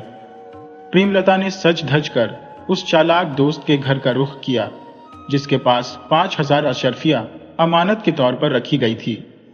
प्रेमलता को देखकर सज्जन हैरान रह गया। प्रेमलता बड़े ही प्रेम भरे स्वर में कहने लगी, सचमुच तुम एक बहुत ही अच्छे इंसान हो। मैंने उस दिन तुमसे कठोर बातें कह दी थी, लेकिन बाद में मुझे इसका बड़ा दुख हुआ। अगर मुझे पता होता कि तुम इतने अच्छे व्यक्ति हो तो मैं ऐसी बातें नहीं करती। मैं अपनी गलती को सुधारना चाहती हूँ, इसके लिए मैंने कल तुम्हारे लिए अपने घर पर दावत का आयोजन किया है। कल सुबह तुम मेरे घर आओ ताकि मैं अपनी गलती सुधार सकूं। सज्जन, जो पहले से ही प्रेमलता पर मोहित था, मन ही मन बहुत खुश हुआ और कहने लगा, अरे सुंदरी, सच तो यह है कि मैं भी अपने बर्ताव पर शर्मिंदा हूं। ठीक है, मैं तुम्हारे कहे अनुसार सुबह तुम्हारे मकान पर पहुंच जाऊंगा। वहां से निकलकर प्रेमलता सीधा मुखिया के घर गई और मुखिया से कहने लगी, मुखिया जी, मैं जब से आपके घर से गई हो, आपकी सूरत हर वक्त मेरी आंखों के सामने घूमती रहती है। उस दिन के बर्ताव के लिए मैं बहुत ही शर्मिंदा हूं और आपसे माफी मांगना चाहती हूं। यदि आपने सचमुच मुझे माफ कर दिया तो कल सुबह मेरे घर जरूर आइएगा। मुखिया बेचारा प्रेमलता की बातों में फंस चुका था और कहने लगा, हाँ, मैं सुबह बिल्कुल ठीक समय पर तुम्हारे घर पहुंच जाऊंगा। प्रेमलता वहां से निकलकर कोतवाल के पास पहुंची और बोली, हुजूर, मैं आपकी दासी हूं और कल मैं आपके लिए अपने घर पर एक दावत का आयोजन करना चाहती हूं। कोतवाल ने इतनी सुंदर स्त्री से यह बात सुनी तो तुरंत ही राजी हो गया और बोला, बिल्कुल सुंदरी, हम तुम्हारी दावत पर अवश्य आएंगे। मैं तो पहले से ही तुम्हारे प्रेम में पागल हो। वहां से निकलने के बाद प्रेमलता न्याय अधिकारी के पास पहुंची और कहने लगी, हुजूर, उस दिन जो मैंने आपको जली कड़ी सुनाई थी उसके लिए मैं बहुत ही शर्मिंदा हूं। तब से मेरे मन को चैन नहीं है। आप मुझे अपनी दासी ही समझिए और अपनी खातिरदारी का मौका दें। कल सुबह मैंने आपके लिए दावत रखी है। न्याय अधिकारी ने जब यह सुना तो उछल पड़ा और कहने लगा, बेशक, तुम्हारी जैसी सुंदरी हमें दावत दे तो हम मना कैसे कर सकते हैं। बल्कि मैं खुद भी अपने उस दिन के बर्ताव के लिए बहुत ही शर्मिंदा हो। वह भी प्रेमलता की मीठी बातों में फंस गया और दावत में आने की हामी भर दी। प्रेमलता ये सारे काम निपटाकर अपने घर वापस आ गई। घर पहुंचकर उसने अपनी नौकरानी से पूरे घर की सफाई करवाई और विभिन्न प्रकार के पकवान बनवाए। उस रात प्रेमलता खूब सज धज कर तैयार हुई, जबकि दूसरी तरफ सज्जन, मुखिया, न्याय अधिकारी और कोतवाल को नींद नहीं आ रही थी। सुबह के समय सुनार का चालाक दोस्त सज्जन सज धज कर सुनार के घर पहुंचा। सुनार की पत्नी पहले से ही तैयार होकर उसके इंतजार में बैठी थी। जब सज्जन उसके घर आया तो प्रेमलता उसे अंदर कमरे में ले गई और कमरे का दरवाजा बंद कर दिया। सज्जन अपने साथ 100 अशर्फियों की थैली भी लाया था, जो उसने प्रेमलता को दी। प्रेमलता ने नौकरानियों से सज्जन के लिए शरबत और खाने पीने का सामान मंगवाया। जब दोनों ने खाना खा लिया तो प्रेमलता की एक नौकरानी, जिसे पहले से ही सब कुछ सिखा रखा था, दरवाजे पर दस्तक दी। प्रेमलता ने उठकर पूछा, क्या बात है?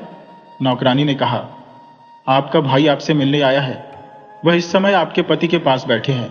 प्रेमलता ने सज्जन की ओर देखा और कहने लगी, आप यहां पर आराम कीजिए, मैं कुछ ही देर में अपने भाई से मिलकर आती हूं। सज्जन बोला, ठीक है सुंदरी, लेकिन जल्दी आना, अब मैं और इंतजार नहीं कर सकता।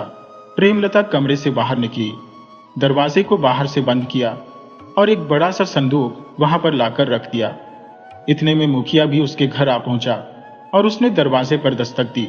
प्रेमलता ने अपनी नौकरानी से दरवाजा खुलवाया और मुखिया को एक दूसरे कमरे में ले जाकर प्रेम भरी बातें करने लगी। नौकरानी से कहकर उसके लिए खाना मंगवाया। खाना खाने के बाद उसने कहा, मुखिया जी, आज रात आप यहीं रुकिए, यहां आराम कीजिए। मुखिया, जो 300 अशर्फियां लाया था, उसने वह प्रेमलता को दे दी। वहां एक सुंदर पलंग बिछा था। प्रेमलता ने कहा, मुखिया जी, आप इस पलंग पर आराम फरमाइए। दोनों बातें कर ही रहे थे कि दरवाजा खटखटाया गया। नगर का कोतवाल आ पहुंचा था। प्रेमलता ने पूछा, कौन है? कोतवाल ने कहा, मैं हूं, नगर का कोतवाल। मुखिया घबरा गया और कहने लगा, ये कोतवाल यहां क्यों आया है? प्रेमलता ने कहा, मुखिया जी, कोतवाल मेरे पति का दोस्त है, उनका हालचाल पूछने आया होगा। अब आप ऐसा करें कि इस संदूक में छिप जाए। डरा हुआ मुखिया संदूक के अंदर जाकर बैठ गया। प्रेमलता ने संदूक का ढक्कन बंद करके ताला लगा दिया। फिर कोतवाल को हाथ पकड़कर अंदर ले आई और बोली, आपने बड़ी मेहरबानी की जो मेरी दावत पर आए। आज की रात आप यहीं आराम कीजिए, मैं आपके लिए खाने का इंतजाम करती हूँ। जब वे लोग खाना खा चुके, प्रेमलता कोतवाल से कहने लगी, आप इस पलंग पर आराम से लेट जाइए, इसे अपना ही घर समझिए। कोतवाल पलंग पर लेटने ही वाला था कि तभी न्याय अधिकारी ने दरवाजा खटखटाया। प्रेमलता ने पूछा, कौन है? न्याय अधिकारी ने कहा, मैं हूं, शहर का न्याय अधिकारी। कोतवाल न्याय अधिकारी का नाम सुनकर घबरा गया और कहने लगा, अरे, इस वक्त यह यहां क्यों आया है? अब तो मैं मर गया। जल्दी से कोई उपाय बताओ कि मुझे न्याय अधिकारी देख न ले, वरना मेरी सारी इज्जत मिट्टी में मिल जाएगी। प्रेमलता ने कहा, आप चिंता न करें, इस संदूक में बैठ जाइए, मैं इन्हें कुछ ही देर में यहां से चलता कर दूंगी। कोतवाल ने पूछा, कहीं तुमने तो न्याय अधिकारी को मेरे यहां आने की खबर नहीं दी? प्रेमलता बोली, नहीं हुजूर, बिल्कुल नहीं, ये तो मेरे पति के दोस्त है, उनकी बीमारी का हाल सुनकर आए होंगे, कुछ ही देर में ये वापस चले जाएंगे। प्रेमलता ने कोतवाल को संदूक में बंद कर दिया और ऊपर से ताला लगा दिया। फिर दरवाजे पर गई तो न्याय अधिकारी मुस्कुराहट लिए खड़ा था। प्रेमलता बोली, अरे हुजूर, मैं तो आपका ही इंतजार कर रही थी, आपने आने में बहुत देर कर दी। प्रेमलता न्याय अधिकारी को कमरे में ले आई और उसके लिए स्वादिष्ट भोजन मंगवाया। उसकी शानदार खातिरदारी करते हुए प्रेमलता ने न्याय अधिकारी को भी मुखिया और कोतवाल की तरह ही भोजन कराया और अपनी मोहक बातों में उलझा लिया।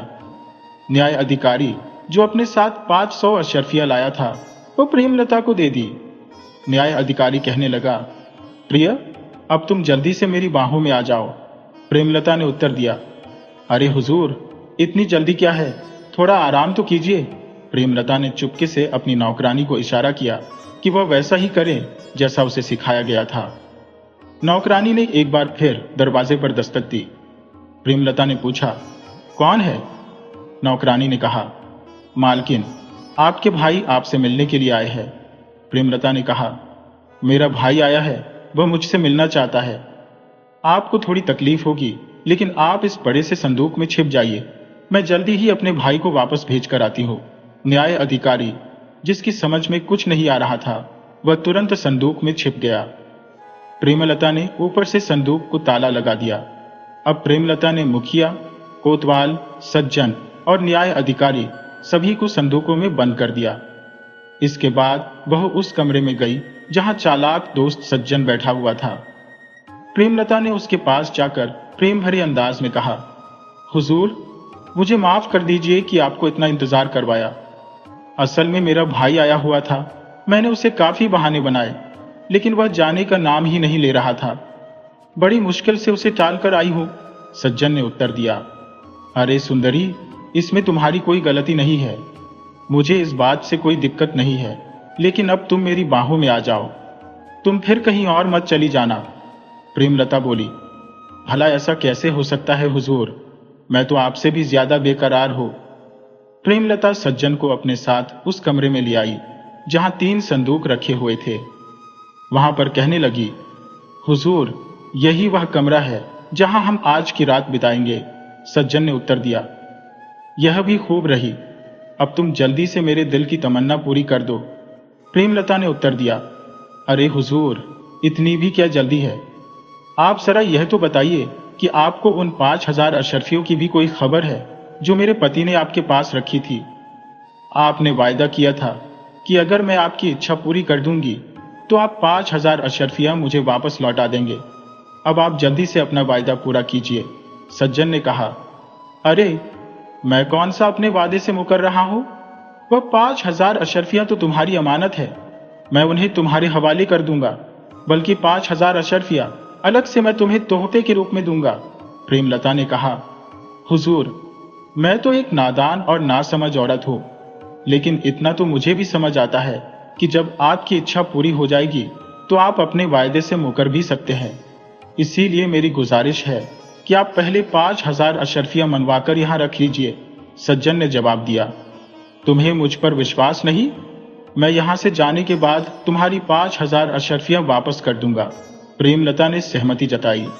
ठीक है हुजूर, मैं आपकी बात मान लेती हूं, लेकिन आपको इसी समय मानना पड़ेगा कि मेरी 5000 अशरफियां आपके पास अमानत के तौर पर रखी है और आपको उन्हें वापस करने में कोई ऐतराज नहीं होगा। ये मकान, ये पलंग, ये संदूक इस बात के गवाह होंगे। सज्जन ने तुरंत कहा। हाँ, मैं यह बात कबूल करता हूं कि तुम्हारी 5000 अशरफियां मेरे पास अमानत के तौर पर रखी हुई है और मैं उन्हें वापस करने को तैयार हूं। इसके बाद प्रेमलता कमरे से बाहर आ गई और जोर जोर से चिल्लाना शुरू कर दिया। मेरे घर में चोर घुस आया है। घर की नौकरानियों ने भी अपनी मालकिन का साथ देते हुए खूब हल्ला मचाया। तभी पड़ोस के लोग इकट्ठा हो गए। उन्होंने देखा कि सचमुच आधी रात के समय कोई आदमी प्रेमलता के कमरे में बैठा हुआ था। लोगों की भीड़ ने सज्जन कुमार को पकड़ लिया। लोग कहने लगे कि इसे तुरंत कोतवाल के पास ले चलना चाहिए। प्रेमलता ने कहा, नहीं नहीं, मुझे कोतवाल पर विश्वास नहीं है। मैं तो इसे सीधा महाराज के दरबार में पेश करूंगी। अब तक सुबह हो चली थी। प्रेमलता ने कुछ लोगों की सहायता से सज्जन को पकड़कर महाराज के दरबार में पहुंचा दिया। महाराज ने कहा, आप किस काम के लिए हाजिर हुए हैं? प्रेमलता ने कहा, महाराज, यह आदमी आधी रात के समय मेरे घर में घुसा था। महाराज ने कहा, अगर ऐसी बात है तो तुम्हें इसे सबसे पहले गांव के मुखिया के पास ले जाना चाहिए था। प्रेमलता ने उत्तर दिया, हुजूर, मैं वहां पर भी गई थी, लेकिन गांव का मुखिया वहां नहीं था। महाराज ने फिर पूछा, फिर तुम इसे कोतवाल के पास क्यों नहीं ले गई? प्रेमलता ने कहा, माफी चाहती हूं हुजूर, लेकिन कोतवाल भी शहर में नहीं है। महाराज ने आश्चर्य से कहा, ऐसा कैसे हो सकता है? तो क्या तुम न्याय अधिकारी के पास नहीं गई? प्रेमलता ने जवाब दिया, महाराज, न्याय अधिकारी भी मुझे नहीं मिला। महाराज हैरान होकर कहने लगे, यह सब एक साथ कैसे गायब हो गए? कहीं तुम मुझसे झूठ तो नहीं बोल रही? महाराज ने अपने सैनिकों को आदेश दिया, जाकर इन लोगों का पता किया जाए। कुछ ही देर में सैनिक वापस आए और कहने लगे, महाराज, यह औरत सच कहती है। मुखिया, कोतवाल और न्याय अधिकारी सब गायब हैं। तब महाराज ने कहा, औरत, सच सच बताओ कि आखिर माजरा क्या है। प्रेमलता कहने लगी, असल बात यह है महाराज, इस आदमी के पास मेरे पति की 5,000 अशर्फिया अमानत के तौर पर रखी हुई थी, परंतु अब यह उन्हें वापस करने से इनकार करता है। सज्जन प्रेमलता के इस आरोप को झूठा बताते हुए कहने लगा, हुजूर, मेरे पास इसकी कोई भी 5,000 अशर्फिया नहीं है। तब महाराज ने प्रेमलता से कहा, क्या तुम्हारे पास कोई गवाह है जो इस बात की गवाही दे सके? जी महाराज, मैं उन गवाहों को दरबार में अभी पेश कर सकती हूँ। आप अपने सिपाहियों से कहकर एक घोड़ा गाड़ी मेरे घर पर भिजवाएं। प्रेमलता ने उत्तर दिया। महाराज ने ऐसा ही आदेश दिया और तुरंत आदेश का पालन किया गया। कुछ ही देर बाद घोड़ा गाड़ी पर 3 संदूक लाद कर राज दरबार में पेश किए गए। महाराज ने जब संदूक देखे तो कहने लगे, प्रेमलता, यह क्या है? यह बेजान संदूक भला गवाही कैसे देंगे? प्रेमलता ने उत्तर दिया, महाराज, बिल्कुल यह संदूक गवाही देंगे, आप चिंता मत कीजिए। तब प्रेमलता ने संदूकों की ओर मुंह करके चिल्लाते हुए कहा, क्यों रे संदूक, क्या तुमने नहीं सुना जब इस आदमी ने कहा था कि इसने मेरे पति की 5,000 अशर्फियां अपने पास रखी हैं, परंतु संदूकों में से कोई आवाज नहीं आई। तब प्रेमलता ने कहा, महाराज, मेरी प्रार्थना है कि आप आदेश दीजिए कि कुछ घास फूस और कच्ची लकड़ियां लाकर संदूक के ऊपर रखी जाए और इन्हें आग लगा दी जाए। मुझे पक्का विश्वास है कि संदूक अपनी गवाही जरूर देंगे। महाराज ने तुरंत आदेश दिया और संदूकों के ऊपर घास फूस रखकर उनमें आग लगा दी गई। जैसे ही आग की तपिश बढ़ी, उनके अंदर बैठे हुए मुखिया, कोतवाल और न्याय अधिकारी जोर जोर से चिल्लाने लगे, जी हुजूर, यह औरत बिल्कुल सच कहती है। इस आदमी ने हमारे सामने ही कबूल किया था कि इसने सुनार की 5,000 अशर्फिया अपने पास अमानत के तौर पर रखी है। महाराज संदूक के अंदर से आने वाली आवाजों को सुनकर बड़े ही हैरान हुए। तुरंत संदूकों को खोल दिया गया। संदूकों के अंदर से मुखिया, कोतवाल और न्याय अधिकारी निकले, जिनके सिर शर्म से झुके हुए थे। तब महाराज के पूछने पर प्रेमलता ने सारा किस्सा महाराज को सुना दिया। जब महाराज को यह पता चला कि कोतवाल, न्याय अधिकारी और मुखिया प्रेमलता को इंसाफ देने की बजाय उसकी मजबूरी का फायदा उठाना चाहते थे, तो वे क्रोध से आग बबूला हो गए। उन्होंने तुरंत उन सभी को गिरफ्तार करके कारागार में डालने का आदेश दिया। साथ ही साथ सुनार के मक्कार दोस्त सज्जन को भी कारागार में डाला गया। उसकी संपत्ति जब्त करके उसमें से 5,000 अशर्फिया सुनार को वापस लौटा दी गई और इस तरह से प्रेमलता ने अपनी चतुराई और समझदारी से अपने पति की 5,000 अशर्फियां वापस पाई और भ्रष्ट राज कर्मचारियों को उनके किए की सजा भी दिलवा दी।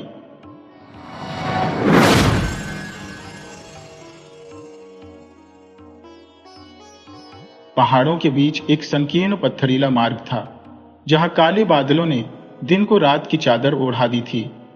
गरजते हुए बादल और दमकती बिजलियां इस परिदृश्य को और भी भयावह बना रहे थे। 3 व्यक्ति पहाड़ी ढलान से नीचे की ओर घाटी की दिशा में जा रहे थे, जो बारिश और बिजली की गड़गड़ाहट से भयभीत होकर तभी आकाश की ओर देख रहे थे और कभी उन धाराओं की ओर जो पहाड़ों से बहकर उनकी ओर आ रही थी। उन तीनों में से 2 व्यक्ति डूबने के खतरे से बचने के लिए भाग रहे थे, जबकि तीसरा व्यक्ति, जिसका नाम संतोष था, गहरे विचारों में डूबा तेज कदमों से आगे बढ़ रहा था। एक आदमी, जिसका नाम समर था, ने दूसरे से कहा, पुरुषोत्तम, पीछे मुड़कर क्या देखते हो? जल्दी जल्दी चलो। पुरुषोत्तम ने उत्तर दिया, हमारा तीसरा साथी पीछे रह गया है, वह क्या कर रहा है? समर ने कहा, छोड़ो उसे और अपनी जान की फिक्र करो। पुरुषोत्तम ने कहा, भाई समर, यह ठीक बात नहीं है कि हम अपने तीसरे साथी को पीछे छोड़ दें। तभी संतोष ने आवाज लगाई, अरे समर, जरा रुको तो। समर ने चिल्लाते हुए कहा, अरे भाई, तुम इतने धीरे चल रहे हो, जल्दी भागो और हमारे साथ मिल जाओ। संतोष ने तेजी से दौड़ते हुए अपने बाकी दोनों साथियों से मिल गया। समर ने कहा, साथियों, मेरा ख्याल है कि हमें यहां पर रुक जाना चाहिए और बारिश के थमने का इंतजार करना चाहिए। पुरुषोत्तम ने उत्तर दिया, यह भी तुमने क्या खूब राय दी। ऊपर से पानी का सैलाब आए और हमें अपने साथ बहाकर ले जाए लगता है तुम हमें मरवाना चाहते हो, संतोष ने कहा।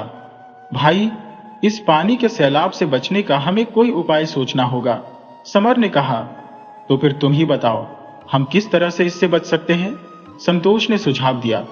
मुझे लगता है कि हमें पहाड़ के अंदर किसी गुफा में शरण ले लेनी चाहिए, समर ने कहा। क्या तुम्हें सुनाई नहीं दे रहा कि पानी का सैलाब किस तरह से हमारी तरफ आ रहा है, संतोष ने उत्तर दिया। तो जल्दी चलो, हम इस गुफा में घुस जाते हैं, समर ने कहा। और यह जो इतनी बड़ी चट्टान पास ही लुढ़क रही है, इससे क्या होगा, संतोष ने कहा। तुम्हें डर नहीं लगता? अगर यह चट्टान गिर गई तो इस गुफा का मुंह बंद हो जाएगा और हम लोग जिंदा ही इस गुफा में दफन हो जाएंगे, समर ने मजाक करते हुए कहा। सदियों से यह चट्टान यहीं पर खड़ी है, क्या इसे आज ही गिरना होगा? इस बात का भी क्या भरोसा कि आज यह चट्टान ना गिरे, समर ने हंसते हुए कहा। अगर गुफा का मुंह बंद हो गया तो हम मर ही तो जाएंगे, इससे ज्यादा क्या होगा, पुरुषोत्तम बोला। यह जान बचाने का वक्त है, झगड़े का नहीं। बहस बंद करो और ईश्वर का नाम लेकर इस गुफा में चलो, जो भी होगा अच्छा ही होगा। और वे तीनों दौड़ते हुए गुफा में दाखिल हो गए। गुफा के मुंह से थोड़ी रोशनी आ रही थी और बाहर पानी के सैलाब की गड़गड़ाहट बढ़ती जा रही थी। समर ने कहा, चलो अच्छा हुआ हम इस गुफा में आ गए, वरना इस खतरनाक सैलाब में डूबकर मर जाते। संतोष ने चिंता जताते हुए कहा, अगर यह चट्टान गुफा के मुंह पर गिर पड़ी तो क्या होगा? समर ने मजाक करते हुए जवाब दिया, तो फिर हम तेरी बात को सही मान लेंगे, पुरुषोत्तम ने कहा। अरे भाई, तुम फिर से बहस करने लगे, चुप रहो और भगवान से प्रार्थना करो कि हम इस जगह पर सुरक्षित रहें। अचानक गुफा के मुहाने की तरफ से थरथराहट की आवाज सुनाई दी। संतोष ने भयभीत होकर कहा, हे ईश्वर, यह क्या हो रहा है? लगता है चट्टान लुढ़क रही है। और फिर वही हुआ जिसका डर था। चट्टान गुफा के मुहाने पर गिर गई और गुफा का मुंह बंद हो गया। गुफा का मुंह बंद होते ही भीतर की रोशनी भी चली गई। संतोष एकदम चिल्ला पड़ा, हे भगवान, ये क्या हुआ? ये अंधेरा क्यों आ गया? अब वे तीनों दोस्त गुफा में बंद हो चुके थे। संतोष ने कहा, मैंने तो पहले ही कहा था कि यह चट्टान लुढ़कती नजर आ रही है। समर, ये सब तुम्हारी गलत सलाह के कारण हुआ है। तुमने हम सबको यहां पर फंसा दिया। अब तुम ही यहां से निकलने की कोई तरकीब बताओ, समर ने कहा। अगर यही हाल रहा तो हम तीनों की मौत निश्चित है, लेकिन इसमें मेरा कोई कसूर नहीं है। संतोष, ये सब तुम्हारे कारण हुआ है। तुमने ही यह मनहूस बात की थी कि चट्टान गुफा के मुंह पर गिर सकती है, और देखो ऐसा हो भी गया। संतोष ने जवाब दिया, तो क्या मेरे कहने से ऐसा हुआ है? समर बोला, और नहीं तो क्या, ये क्या मेरे कारण हुआ है? पुरुषोत्तम ने कहा, भाई, तुम दोनों यह बहस और तकरार बंद करो। मुझे तो लगता है कि तुम दोनों की इस लड़ाई की वजह से ही हम इस मुसीबत में फंस गए हैं। अब तुम दोनों बहस को खत्म करो। तभी संतोष जाकर उस चट्टान को धक्का देने लगा और अपने दोनों साथियों से भी कहने लगा, तुम दोनों भी मेरे साथ इस चट्टान को धक्का लगाओ, हो सकता है हम इस गुफा का मुंह खोल सकें। समर ने कहा, मजाक क्यों करते हो भाई? हम तीन तो क्या, हम जैसे 100 आदमी भी मिलकर इस चट्टान को धक्का लगाए तो भी गुफा का मुंह नहीं खोल सकते, पुरुषोत्तम ने कहा। संतोष, समर, तुम दोनों इधर आओ। कुछ देर ठंडे दिमाग से सोचते हैं, शायद इस मुसीबत का कोई हल मिल जाए। वे तीनों कुछ देर तक चुपचाप वहां बैठे रहे। तभी उन्हें एक गूंजती हुई आवाज सुनाई दी। ध्यान से सुनो, तीनों मनुष्यों, तुम जिस गुफा में फंस गए हो वह मेरा घर है। आवाज सुनकर तीनों दोस्त घबरा गए। समर ने हिम्मत जुटाते हुए पूछा, भाई, तुम कौन हो? हमें दिखाई क्यों नहीं देते? फिर से वही गरजती हुई आवाज आई, मैं तुम्हें दिखाई नहीं दूंगा। मैं इस गुफा में रहने वाला नेक दिल फरिश्ता हूं। अब तुम इस गुफा से मेरी मर्जी से ही बाहर जा सकते हो। समर ने फिर पूछा, तो हमें इस गुफा से बाहर निकलने के लिए क्या करना होगा? गूंजती हुई आवाज आई, तुम इस गुफा से तभी बाहर जा सकते हो अगर तुम तीनों ने अपने जीवन में कोई नेकी का काम या कोई भलाई का काम किया हो। अगर ऐसा कोई किस्सा तुम्हारी जिंदगी में घटा है तो तुम मुझे बताओ, तभी मैं इस गुफा का मुंह तुम्हारे लिए खोल सकता हूं। परंतु याद रखना, अगर तुमने झूठ बोलने की कोशिश की तो हमेशा के लिए इस गुफा में बंद हो जाओगे। तीनों दोस्त उस आवाज को सुनकर बेहद घबरा गए। उन्हें समझ में नहीं आ रहा था कि अब क्या किया जाए, क्योंकि एक तरफ तो इस गुफा में वे बंद हो चुके थे और दूसरी तरफ एक अनदेखी मुसीबत खड़ी थी। सबसे पहले पुरुषोत्तम बोला, समर भाई, तुम एक नेक इंसान मालूम पड़ते हो। मुझे लगता है कि तुमने अवश्य ही अपने जीवन में कोई ना कोई भलाई का काम किया होगा। अच्छा होगा कि सबसे पहले तुम ही अपने जीवन का कोई ऐसा किस्सा सुनाओ जिसमें तुमने नेकी का काम किया हो। समर ने उत्तर दिया, भाई, ये तो भगवान ही जानता है कि कौन नेक है। मैं तो एक बहुत ही गुनहगार किस्म का आदमी हूं। मेरे पास तो सिवाय इस बात के कोई भी नेक काम नहीं है कि मैं अपने बूढ़े माता पिता के साथ बहुत ही अच्छा व्यवहार करता था। बूढ़े माँ बाप से अच्छा बर्ताव करने से बड़ा नेक काम कौन सा हो सकता है। मेरी आदत थी कि मैं रोज बकरियां चराने जंगल में जाता और शाम को घर वापस लौटता। घर आकर बकरियों का दूध निकालकर पहले अपने बूढ़े माता पिता को पिलाता और उसके बाद अपनी पत्नी और बच्चों को देता। एक दिन की बात है, मैं बकरियां चराते चराते बहुत दूर निकल गया। जब रात को घर लौटा तो मेरी पत्नी को भूख से निढाल पाया। मैं दूध का प्याला हाथ में थामे खड़ा था। मेरी पत्नी पूछने लगी, आज आप कहाँ चले गए थे? मैंने कहा, आज बकरियां चराते चराते दूर निकल गया था। मेरे माता पिता कहाँ हैं? पत्नी ने कहा, वे तो इंतजार करते करते सो गए। मैंने कहा, बड़े ही दुख की बात है, बिना खाना खाए ही सो गए। पत्नी ने कहा, लाओ दूध मुझे दे दो, बच्चों का रो रो कर बुरा हाल है। मैंने कहा, अरे भगवान, माता पिता को दूध पिलाए बिना मैं यह दूध तुम्हें नहीं दूंगा। पत्नी ने कहा, वे तो सो चुके हैं, जबकि तुम्हारे बच्चे भूख से रो रहे हैं। पहले बच्चों को दूध पिला दो, जब माँ बाप जाग जाएंगे तब उन्हें दूध पिला देना। मैंने कहा, नहीं, मैं ऐसा नहीं करूंगा। पत्नी ने कहा, तो ठीक है, तुम उनको जगा दो और यह दूध उन्हें पिला दो। मैंने कहा, मैं उनकी नींद क्यों खराब करूं? पत्नी ने कहा, तो फिर तुम क्या करोगे? मैंने कहा, मैं यहीं पर खड़ा रहूंगा जब तक वे खुद नहीं जागेंगे। जब वे खुद जाग जाएंगे तो दूध उन्हें पिला दूंगा। पत्नी ने कहा, तो फिर मैं बच्चों का क्या करूं? मैंने कहा, तुम उनको थोड़ी देर बहलाओ ताकि वे सो जाए। पत्नी ने कहा, तो तुम्हारे माता पिता कब जागे? मैंने कहा, जब सुबह हो गई तब। पत्नी ने पूछा, तो तू सारी रात दूध लेकर वहीं पर खड़ा रहा? मैंने कहा, हाँ, और मेरे बच्चे मेरे कदमों में रोते रोते सो गए। पत्नी ने कहा, तो फिर तूने अपने माता पिता को दूध पिलाकर ही बच्चों को दूध पिलाया होगा। मैंने कहा, जी हाँ, मैंने ऐसा ही किया। पत्नी ने कहा, अरे दोस्त, माता पिता की ऐसी सेवा तो मैंने ना आज तक सुनी और ना ही देखी। यह तो एक बहुत ही नेक काम है। दोनों की आंखों में आंसू आ गए थे। इसके बाद वे तीनों ईश्वर से प्रार्थना करने लगे कि हे ईश्वर, हमें इस मुसीबत से बाहर निकालो। तभी समर ने कहा, देखो पुरुषोत्तम, चट्टान जरा सी सरक गई है और रोशनी अंदर आने लगी है। हे भगवान, आपका बहुत बहुत धन्यवाद। संतोष ने कहा, लेकिन हम अभी भी बाहर नहीं निकल सकते क्योंकि सुराख बहुत ही तंग है। मेरे दोस्तों, अब तुम दोनों की बारी है। तुम भी अपनी जिंदगी में से कोई ऐसा नेक काम याद करो जो तुमने किया हो। तुम ही कोई ऐसा किस्सा सुनाओ जिसमें तुमने कोई भलाई की हो। मेरे भाई, मैंने जीवन में ऐसा कुछ भी नहीं किया था। पुरुषोत्तम ने कहा, तुम छोटी सी भी भलाई को कम मत समझो। कोई भी ऐसी घटना तुम याद करो। हाँ, एक बात मुझे याद आती है जो नेकी का काम तो नहीं है, लेकिन बुराई से बचने का काम जरूर है, परंतु मुझे वह घटना बताने में शर्म आती है। पुरुषोत्तम ने कहा, मेरे भाई, तुम नहीं जानते कि बुराई से बचना भी एक भलाई का ही काम है, फिर इसमें शर्म किस बात की? इस घटना को बताने से किसी महिला का नाम खराब हो सकता है। पुरुषोत्तम ने आगे कहा, भाई, हम तुम्हें वचन देते हैं कि जो भी घटना तुम हमें सुनाओगे उसका जिक्र हम किसी दूसरे के सामने नहीं करेंगे। हमारे गांव में एक लड़की थी जिसे मैं बहुत प्रेम करता था, लेकिन मैं बहुत गरीब था और इसी कारण उसकी शादी मुझसे नहीं हो सकी। फिर भी मैं उससे बहुत प्रेम करता रहा। उसे पाने के लिए मैंने जी तोड़ मेहनत शुरू की और काफी धन भी इकट्ठा कर लिया, लेकिन इस दौरान उस लड़की की शादी दूसरी जगह हो चुकी थी। उसके शादीशुदा हो जाने के बाद भी मेरे दिल में हमेशा उसे पाने की इच्छा बनी रही। एक दिन उसका पति बहुत बीमार पड़ गया और उनका परिवार गरीबी में डूब गया। एक दिन वह लड़की मेरे पास सहायता मांगने आई। मैंने पूछा, कैसे आना हुआ? लगता है मेरा प्यार तुम्हें यहाँ खींच लाया। उसने कहा, मेरे घर की हालत बहुत खराब है।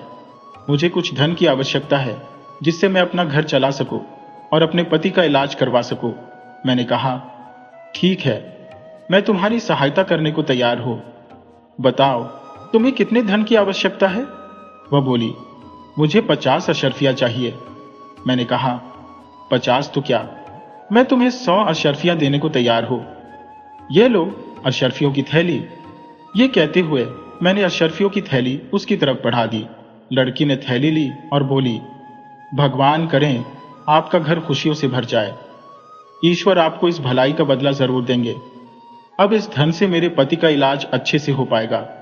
मैंने कहा, सुनो, तुम मेरे सामने अपने पति का जिक्र मत करो। बस तुम इन अशर्फियों के बदले आज रात यहीं रुक जाओ। ये रात तुम मेरे साथ बिताओ और फिर सुबह जाकर यह धन अपने पति को दे देना। लड़की ने कहा, अगर मैंने ऐसा किया तो मेरे पति इस धन को कभी स्वीकार नहीं करेंगे। उन्हें मर जाना मंजूर होगा, लेकिन मेरा ऐसा करना नहीं। यह अशर्फियों की थैली तुम अपने पास ही रख लो। इससे अच्छा तो यह होगा कि मेरा पति बिना इलाज के ही मर जाए। उसकी यह बात सुनते ही जैसे मेरे दिल पर किसी ने खंजर चला दिया हो। मैं सोचने लगा कि हे ईश्वर, यह निर्धन लड़की मरने को तैयार है, लेकिन अपनी इज्जत पर आंच नहीं आने देती। मैं इतना क्रूर और इतना स्वार्थी नहीं हो सकता। ये सोचकर मैंने उस लड़की से कहा, तुम यह अशर्फियों की थैली ले जाओ, मुझे बदले में कुछ नहीं चाहिए। मैं तुम्हारे कपड़ों तक को हाथ नहीं लगाऊंगा। वह लड़की मुझे और भगवान को धन्यवाद देती हुई वहां से चली